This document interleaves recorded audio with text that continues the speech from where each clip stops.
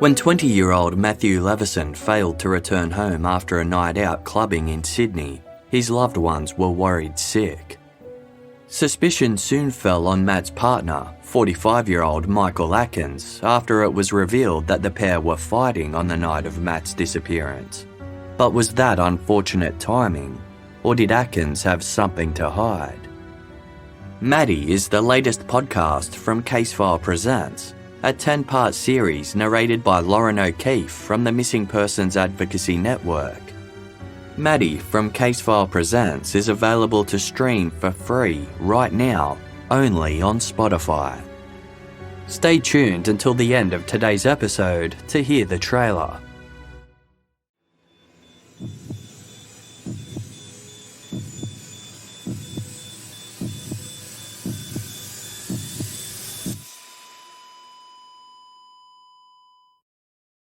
Our episodes deal with serious and often distressing incidents.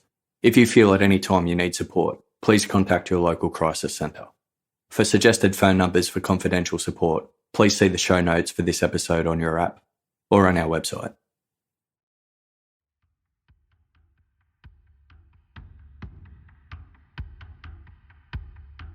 On Sunday, December 12, 2010, 52-year-old Marisela Escobedo stood in Chihuahua City's main square, Plaza Hidalgo, surrounded by news camera crews and reporters. In view of the government palace, where the executive officers of the state governor were housed, Maricela faced a bombardment of questions. The mother of five, business owner and night nurse responded to each one matter-of-factly. Yes, he is still in Mexico. Yes, I've had threats made against me.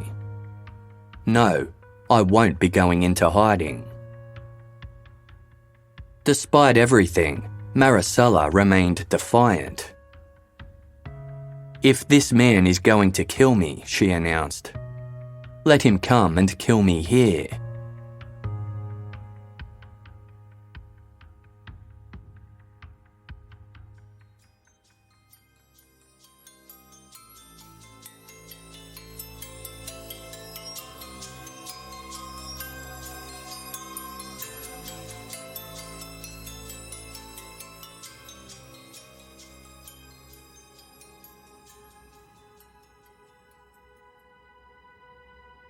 By December 2008, it had been several months since anyone had heard from Rubí Frayre.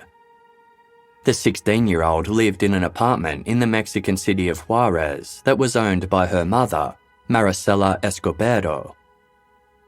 Maricela had offered the residence to her daughter rent-free, as while Rubi sought independence, she was struggling financially.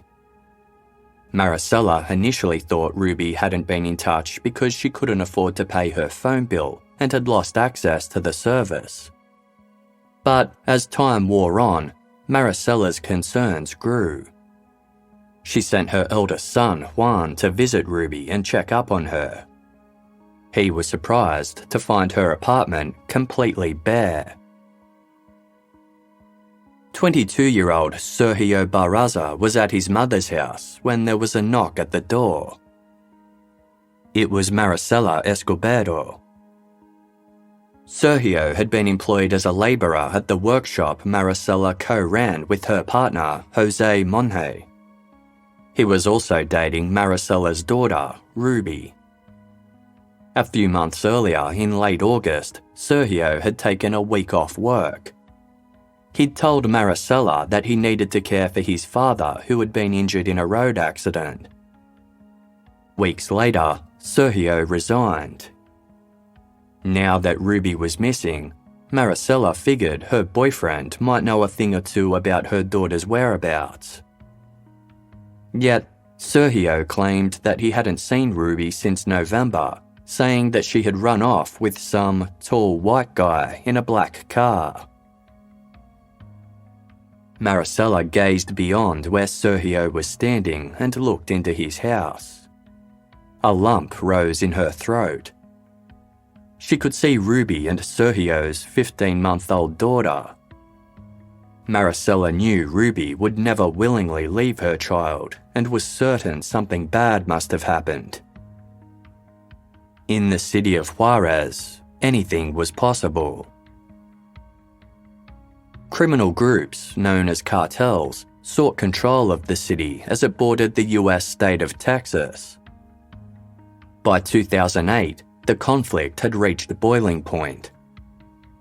Gang violence engulfed the city as the incumbent Juarez cartel, known for decapitating and mutilating its rivals, fought off Sinaloa cartel, run by notorious drug lord El Chapo. Law-abiding citizens were caught in the crossfire and often fell victim to wider organised crime such as racketeering and human trafficking. Fearing the worst for her daughter, Marisela Escobedo went to file a missing person report. The police refused to process it, believing Rubi had indeed run away with another man. Unconvinced and undeterred, Maricela began her own search. She bravely ventured into the city's most dangerous neighbourhoods, scouring nightclubs and brothels while putting up posters and pressing passers-by for information. After almost a month of desperate and dogged searching, Maricela finally received a worthwhile tip-off. On Tuesday, January 27, 2009, a 17-year-old boy named Angel Valles contacted Maricela, offering to tell her everything he knew. Angel was clearly terrified when speaking with Maricela. He trembled as he detailed what had happened one evening in late August 2008. Angel was hanging out with a group of friends when Sergio Barraza and his brother Andy arrived. Sergio boasted that he had just killed his girlfriend, burnt her body, and then dumped her remains, quote, with the pigs.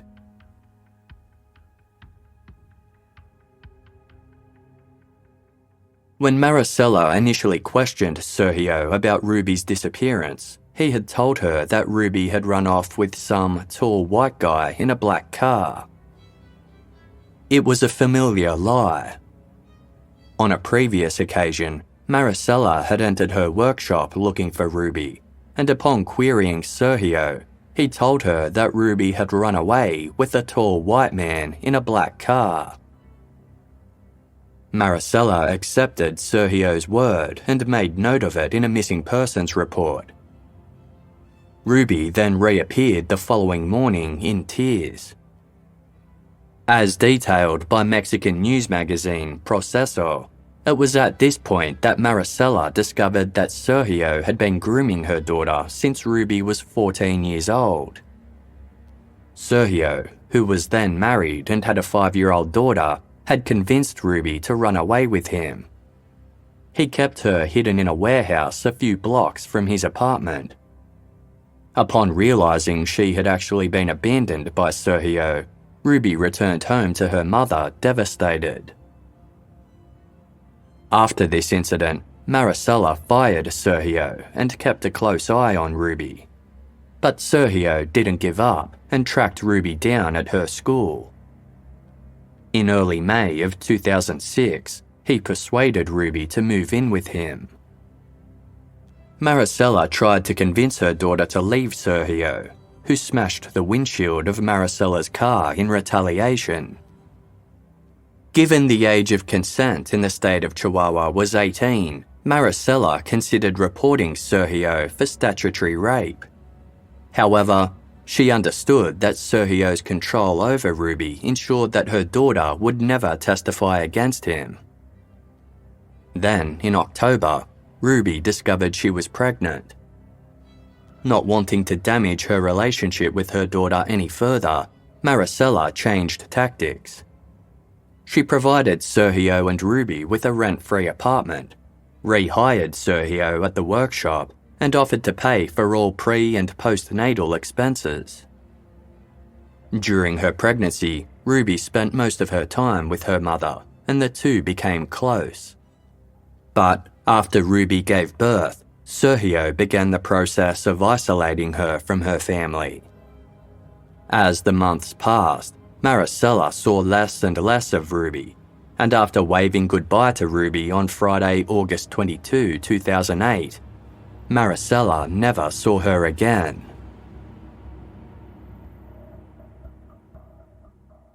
Maricela was devastated after hearing Angel Valles' story implicating Sergio in her daughter's murder. She went home and informed her other children what had happened to their sister, resolving to never rest until she brought Sergio Barraza to justice. Maricela convinced a wary Angel to repeat his story to the authorities, and with that, an investigation into Rubí Frayre's disappearance finally began. It brought with it a startling revelation. On August 30 the previous year, Sergio Barraza's stepfather had personally attended the police station to report Ruby's murder. He said that Sergio had used his van to transport Ruby's body. Police officers visited Sergio's house, but upon finding no evidence of a murder having been committed there, they completely dismissed Sergio's stepfather's claims and didn't pursue the matter any further. By the time all this came to light, Sergio was long gone. He'd fled the state of Chihuahua, taking Ruby's now 20-month-old daughter with him. At the time, any movement of a child across state lines required the consent of the mother. As Ruby was not officially listed as deceased, Sergio had effectively abducted their child. The abduction prompted a separate ministerial investigation, though it was Maricela's own detective work that tracked Sergio down to the city of Fresnillo, some 1,100 kilometers away. Sergio was promptly arrested, and Maricela was given custody of her granddaughter. While being transferred back to Juarez for the crime of abduction, Sergio made a spontaneous confession. He told the ministerial police officers that Ruby had been unfaithful to him, and in retaliation, he'd beaten her to death. With the help of his brother, Andy Barraza, Sergio transported Ruby's body in his stepfather's van to a landfill on the outskirts of Juarez. Bones and fat from animal carcasses were routinely dumped there, so the men believed it to be the ideal spot to burn Ruby's body. Sergio directed the ministerial police officers to the exact location of the pyre, where they uncovered 39 charred human bones that were confirmed to be the remains of Rubí Frayre.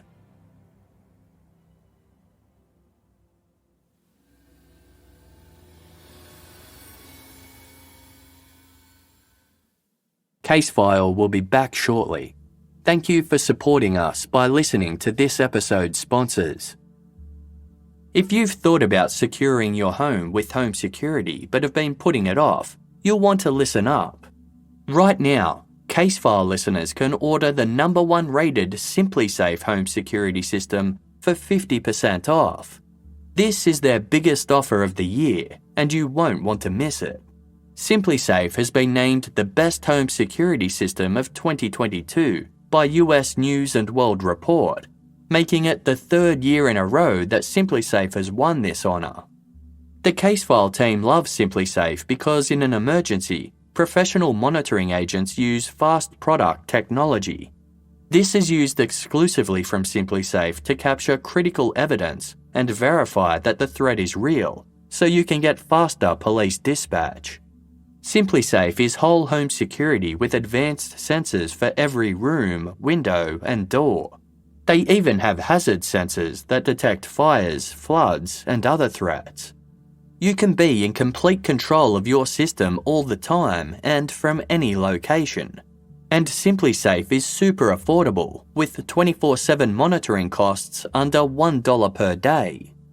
Don't miss your chance for massive savings on the Casefile team's favourite security system. Get 50% off any new system at simplisafe.com/casefile today. This is their biggest discount of the year. That's simplisafe.com/casefile. There's no safe like Simply Safe. Now a word from our sponsor, BetterHelp. Life would be so much easier if it came with a user manual to help us with tough decisions or troubling problems. Unfortunately, there is no manual, and it's normal to feel stuck sometimes. BetterHelp's therapists are trained to help you figure out the cause of challenging emotions and learn productive coping skills. It's the closest thing you'll get to a personalised user manual. The Casefile team are big supporters of therapy, as we understand how important it is to take care of our mental health. That's why we love BetterHelp. It's convenient, accessible, and affordable. Casefile's therapist has been so helpful, friendly, and easy to talk to about anything. As the world's largest therapy service, BetterHelp has matched 3 million people with professionally licensed and vetted therapists available 100% online. Plus, it's affordable. Just fill out a brief questionnaire to match with a therapist. If things aren't clicking, you can easily switch to a new therapist anytime.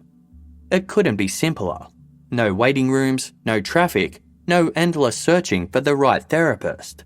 Learn more and save 10% off your first month at betterhelp.com/casefile. That's betterhelp.com/casefile. Thank you for listening to this episode's ads. By supporting our sponsors, you support Casefile to continue to deliver quality content.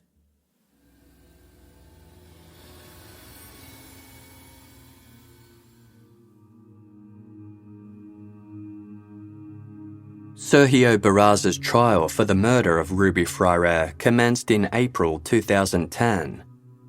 The now 18-year-old Ángel Valles bravely testified against Sergio in court. He described the moment Sergio bragged about having killed Rubi before burning and dumping her remains. A ministerial police officer who arrested Sergio maintained that Sergio was solely responsible for what happened to Rubi, as she was found in the exact location and the exact manner Sergio had described. In an unexpected about-face, Sergio's stepfather told the court that Sergio hadn't confessed to him that he'd killed Rubi, despite him saying so to police shortly after it happened. He was now claiming that Sergio had only confessed to assaulting Rubi.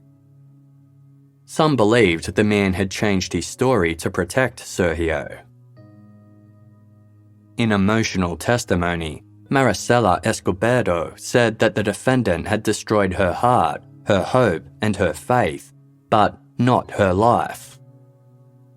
She pledged that one day her family would smile again because life demands it. Maricela explicitly entrusted Sergio's fate into the hands of the court and concluded her testimony by addressing Sergio directly. "May God forgive you, because I don't." Sergio Barraza chose not to testify. He did, however, take the opportunity to respond to Maricela, as was his right under Mexican law. In front of the three presiding judges, Sergio acknowledged Maricela's lack of forgiveness and apologised to her for the great harm caused. He said that he'd found God while in jail on remand, but that otherwise, he had no words. After 3 days of court proceedings, the judges retired to deliberate. Maricela told reporters that she would accept nothing less than the maximum sentence for her daughter's murderer. The unanimous verdict was read aloud. For the murder of Rubí Frayre, Sergio Barraza was found not guilty.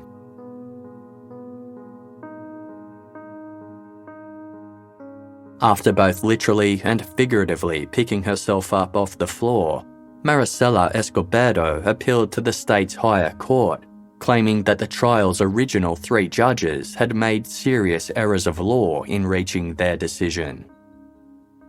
The appeal also highlighted the deficiencies in the investigation itself, particularly the little effort made by authorities to examine anything beyond the evidence and witnesses that Maricela herself uncovered. They hadn't even bothered to track down Angel Valles' friends, who had also witnessed Sergio bragging about Rubi's murder. It was also found that the murder trial judges had incorrectly disregarded Angel's testimony as hearsay, when it should have been considered circumstantial evidence. Despite Rubi's remains having been found dumped and burnt, the original judges had focused on the lack of a formal cause of death to conclude that no homicide had been committed. In contrast, the appeal court said it was a certainty that Rubi had been murdered.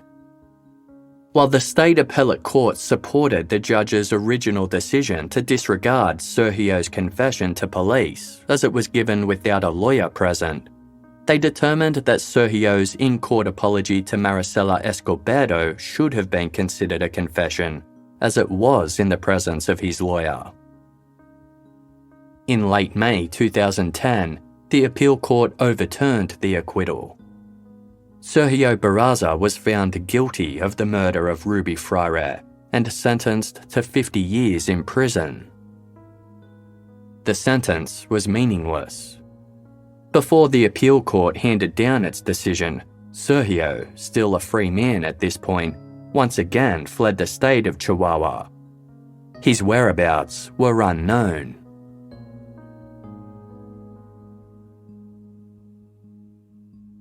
Fueled by frustration and anger, Marisela Escobedo quit her nursing job and left her workshop business to join forces with a human rights defense group called Justice for Daughters. Alongside her family and other group members, Maricela began a crusade for justice. She marched on the country's capital of Mexico City, armed with life-sized photographs of Rubi, banners demanding justice, and wanted posters featuring Sergio Barraza.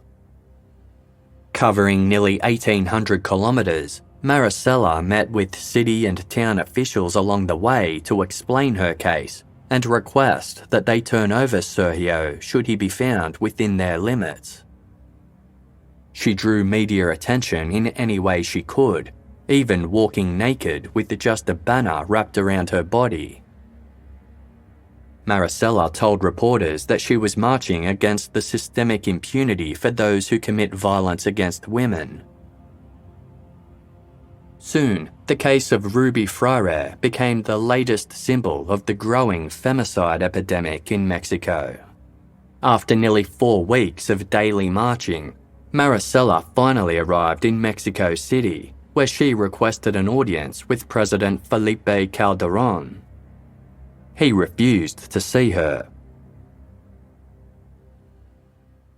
Upon her return to Juarez, Maricela was dismayed to discover that although Sergio was a convicted murderer and a wanted fugitive, the authorities had done absolutely nothing to locate him. Once again, she was forced to take matters into her own hands. Acting on a hunch, she returned to Fresnillo, the city where she had previously found Sergio when he was on the run in June 2009. It didn't take long for Maricela to learn where he was living now. She informed authorities, and on Tuesday, July 13, 2010, they descended on the property. Despite the dozens of heavily armed state, federal and military police, Sergio was able to escape out the rear of the house before disappearing into the night. Months passed and the authorities made zero effort to pick up Sergio's trail.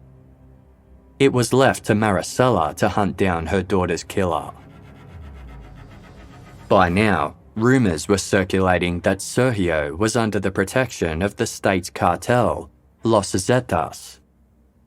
In time, Maricela began receiving veiled threats, including from Sergio's brother, Andy Barraza.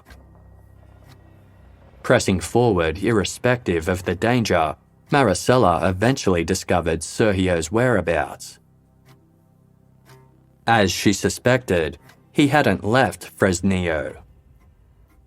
When Maricela approached the house, a young woman opened the door. The girl said she was Sergio's girlfriend and that he was indeed a member of Los Zetas. Maricela now understood why the Fresnillo authorities were unwilling to arrest Sergio. In 2010, Los Zetas was the largest cartel in Mexico. Described by the United States Drug Enforcement Administration as the most technologically advanced, sophisticated, and violent cartel, Los Zetas controlled the majority of the country's states. As far as the Fresnillo authorities were concerned, Sergio Barraza, who had risen rapidly through the ranks of Los Zetas, was untouchable.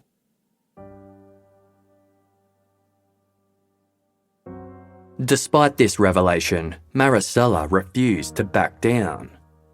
She had spent 2 years fighting for justice, and it had taken an immense toll on her health and well-being. But this didn't dissuade her from commencing a sit-in vigil in Chihuahua City's main square, Plaza Hidalgo, directly in front of the government palace. Starting on December 5, 2010, Maricela vowed to remain in the plaza until Sergio Barraza was arrested. She aimed to garner the attention of the new state governor, Cesar Duarte, who'd been elected on the promise that he'd bring order to Chihuahua. For days, Maricela sat in the plaza surrounded by posters and banners denouncing the lack of justice for her daughter. She was supported by a procession of family, friends, and fellow human rights defenders.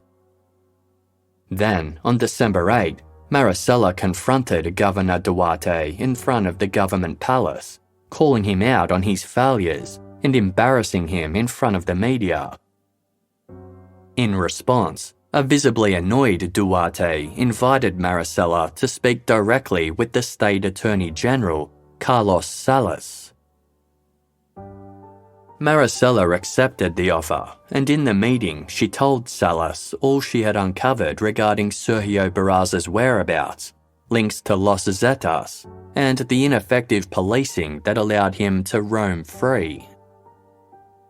Salas assured Maricela that action would be taken. Maricela then resumed her peaceful protest in front of the government palace as a constant reminder to Duarte and Salas to make good on their promise. 1 week into her sit-in, Maricela told reporters that she had received many threats from Sergio's family and the cartel, including that Los Zetas do not forgive nor forget, and failure to abide by their rules would cost her her life. Maricela refused to go into hiding. Instead, she continued to call out the government's continued inaction. "What are they waiting for?" she asked. "For him to finish me?" Maricela then threw down the only gauntlet she had left. She announced that if Sergio Barraza wanted her dead, then he would have to do it right in front of the governor's palace, to the shame of the bureaucrats that worked behind its doors. 4 days later, on the evening of Thursday, December 16, 2010, Maricela and her brother Ricardo were quietly sitting in protest at a table set up at the front edge of the plaza. Just after 8 p.m, a white sedan pulled up near where Maricela and Ricardo sat. A man dressed in light trousers and a dark top slipped out of the passenger side of the car. After taking a few steps, he stood directly behind Maricela. The man pulled out a 9mm pistol, pressed it against Maricela's head, and fired.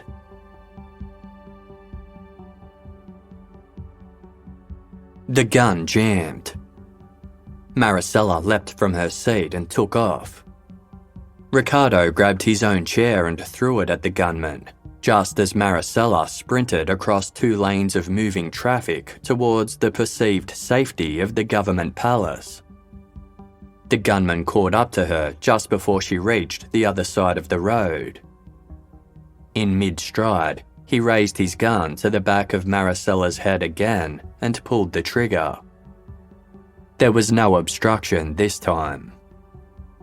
Maricela collapsed to the ground, directly in front of the government palace's entrance.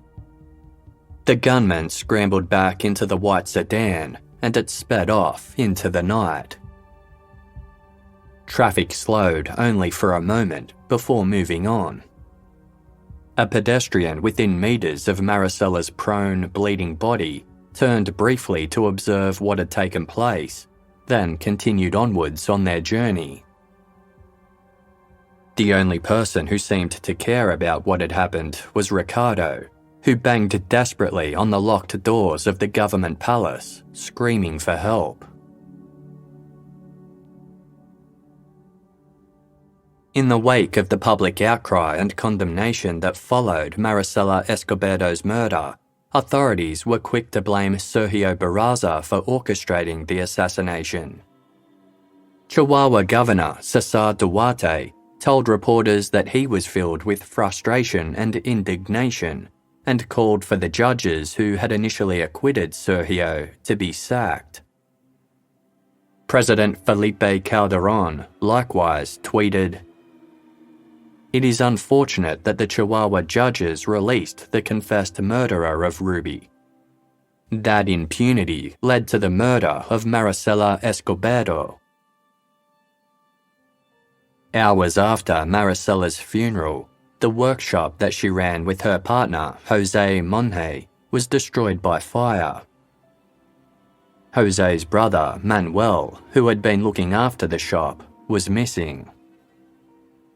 Manuel was found dead the following day. His hands and feet were bound with duct tape and a plastic bag was pulled tight over his head. The official response was that Manuel's murder was not linked to Maricela's. Yet, Maricela's oldest son, Juan, knew it was. In the Netflix documentary, The 3 Deaths of Marisela Escobedo, Juan recalled how people had also come looking for him that day. He realized then that as long as he and his family remained in Mexico, their lives were in danger. Leaving everything they'd worked for behind, 3 generations of Escobedos fled across the border into the United States that very night. Back in Juarez, less than 3 months after Maricela and Manuel's murders, 6 men burst into a home and shot dead the 3 adults inside. The offenders, all barely out of their teens, fled immediately after the shooting. Their victims were the now 20-year-old Angel Valles, his father, and his aunt. A year and a half later, in October 2012, Chihuahua authorities announced that they had arrested Marisela Escobedo's killer. The man they named was 30-year-old lifelong gang member Jose Jimenez, known as El Wicked. El Wicked was already in custody for the massacre of 16 people in a bar in Chihuahua 6 months earlier. A gun used in this crime was matched to the one used to execute Maricela. According to the authorities, El Wicked had confessed to carrying out the hit on Maricela under joint instructions from the Juarez cartel and Los Zetas. Maricela had become too much of a nuisance for them. This revelation was just another slap in the face of Maricela's loved ones, served by a government they regarded as corrupt and apathetic. In an exclusive interview with Mexican news magazine Proceso, Juan expressed his opinion that El Wicked was merely a high-ranking cartel scapegoat whose arrest enabled the government to close his mother's case. Juan explained that his uncle Ricardo remembered the man who murdered Maricela, and that man was not El Wicked. When shown a photo lineup of known gang members, Ricardo recognized one man as Maricela's killer with 100% certainty. The photo was of Sergio Barraza's brother, Andy. He had previously been accused of helping Sergio dispose of Rubí Frayre's body. Ricardo had never seen Andy Barraza prior to the night of Maricela's murder, but he never forgot his face. Juan and Ricardo had passed this information to the authorities, but were ignored. After naming Andy Barraza as Maricela's killer, Juan then went one step further and openly accused the Chihuahua government of complicity in his mother's death. He explained that Maricela effectively signed her own death warrant when she revealed all of her information to the Attorney General, Carlos Salas. It was also discovered that in addition to the usual 24-hour security personnel that routinely patrolled the government palace, a personal security detail had been promised to Maricela. However, when the doors of the government palace closed at 8 p.m. on December 16, 2010, Maricela was shot minutes later with no security staff inside. According to Juan, the area had been intentionally cleared, and Andy Barraza knew he would not be interrupted.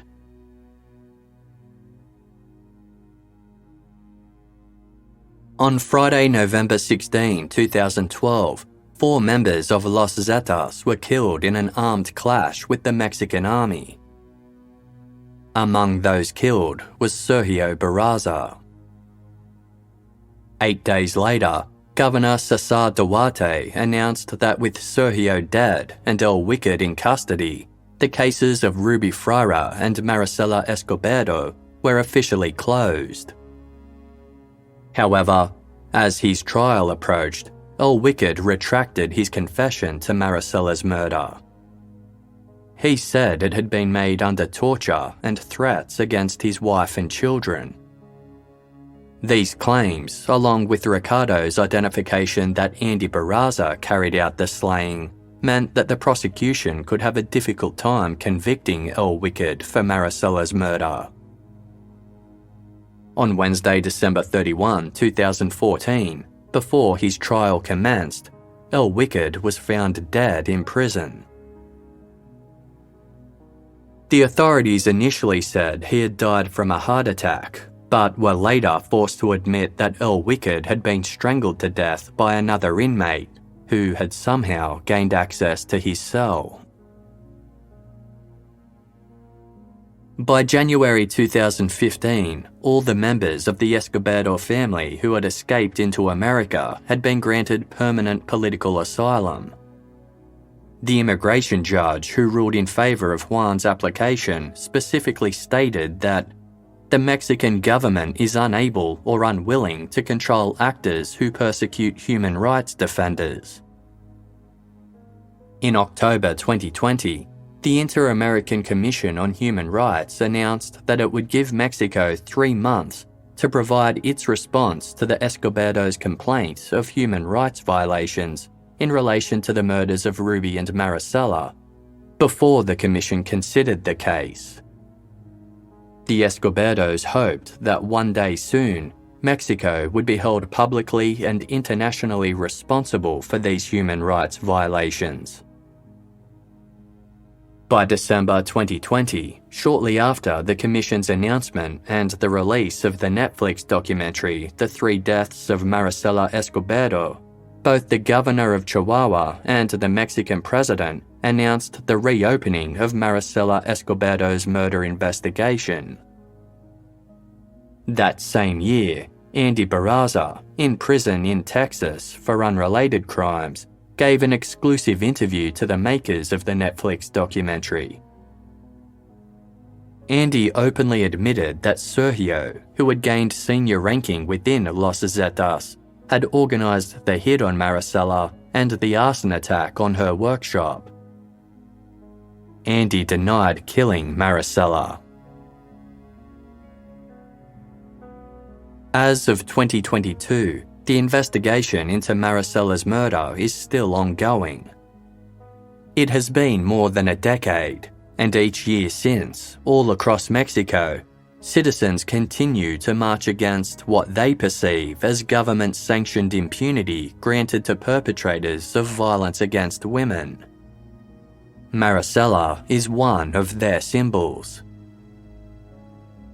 When speaking at his mother's funeral, Juan Escobedo said, "She fought to her last breath and died on the front lines. My mum was a hero because she did things that no one in the city had ever done. She fought on her own against rain and thunder. Even when she seemed like she would break down, she got up again and taught us a lesson in fortitude. I ask all of you to give my mum a big round of applause."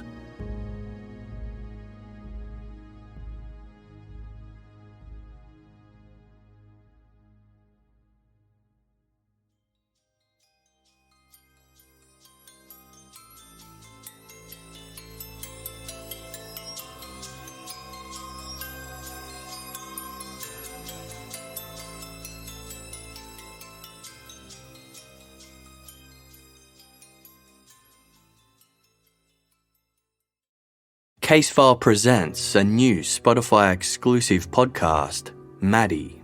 No one is ever prepared for a loved one to suddenly disappear. That's the thing about missingness. When someone you love vanishes into thin air, every family that experiences it has to figure it out for themselves. We started ringing around Matt's friends. What the hell is he not doing at work? And why hasn't he even called them? I just sat there going, oh my God, oh my God. Something wasn't right. The Levisons grew more worried by the minute. He's walking up and down like a caged lion and he's sweating and he's clammy. The man has no emotions at all. Towards the end, he wouldn't let Matt out of his sight. Narrated by Lauren O'Keefe, the founder of the Missing Persons Advocacy Network and host of Casefile Presents podcast, What's Missing? The police informed Mark and Faye Levison that they no longer considered Matt a missing person. They told Faye and I that the case had been transferred to homicide. And he said, I've called the police, I've found a grave, there's a mattock in the bush. The receipt showed that 2 items had been purchased, duct tape and a Garden Master brand mattock. I think we were in shock for ages after that. The world just seemed to stand still. Hear how a family took on the system to try and find justice for their son. For the very first time, made us feel like the police and us were no longer on the same side. And then he sat there and said to me it was Matt's lifestyle that had him murdered. No, I just said the bullshit stops now. That's ridiculous. Some people in this world never take no for an answer, especially when they're fighting for someone they love. Nothing is perfect. And we thought, with the chance of finding Matt, there's probably 1 in a million, 1 in 10 million, but it wasn't 0. So we've got to give it a go. He was never going to win against us. Not for finding Maddie. Maddie, the latest podcast from Casefile Presents. Available September 19th, only on Spotify. It's not a justice system, it's just a system.